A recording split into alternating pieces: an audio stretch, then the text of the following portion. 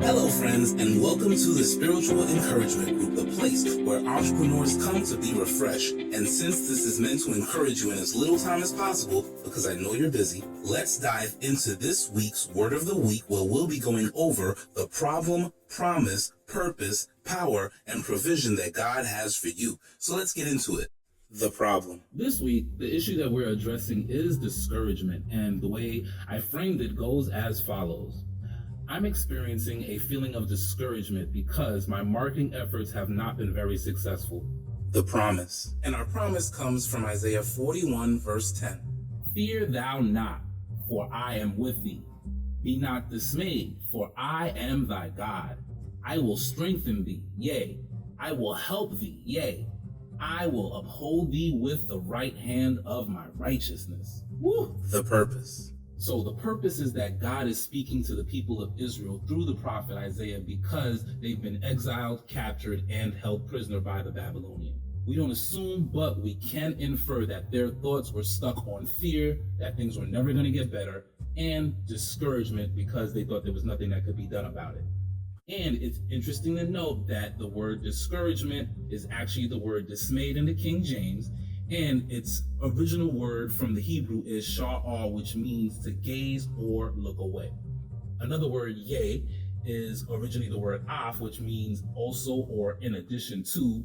The word uphold is actually the word tamak, which is to grasp or support, and right hand of my righteousness refers to God's rightness or his justice. The power. So in this verse, God is encouraging me by reminding me of three things. Number one, that he is present in my life because he says, fear not, for I am with thee.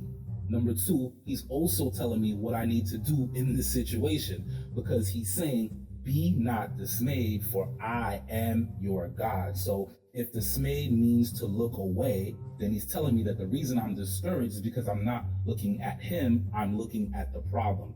And since he is my God, I need to focus on his possibilities and not my present situation. And number three, he's telling me what I can expect when I begin to focus on God. He's telling me that I can expect to get strength, I can expect to get help, and since the word uphold is actually the word support, he's also assuring me that he will not let me fall. The provision.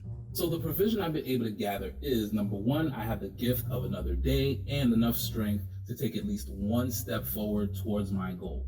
Number two, I have the help that I could get from books, from workshops, and other mentors and leaders who can help me with new marketing strategies, and I have the opportunity to actually test them out.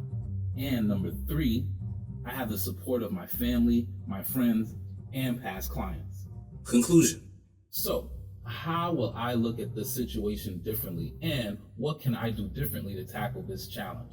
Well, I'm seeing that this situation is actually an opportunity for me to try something new in marketing, something new in my business. But either way, I believe that this experience will make me a better entrepreneur. So I'm going to learn something new, I'm going to try something new, and I'm going to focus on possibility. So if you're experiencing any type of discouragement, then know that maybe it's a signal that you're more focused on the problem as opposed to being focused on the one who can bring you out of that problem. Let's focus on God's possibility and not our own. Thank you for joining me here today. I hope that this session has been a source of encouragement for you. Be here next week for more spiritual encouragement. And until then, no matter what challenges you may face this week, remember that you have the power to keep moving forward. God bless you.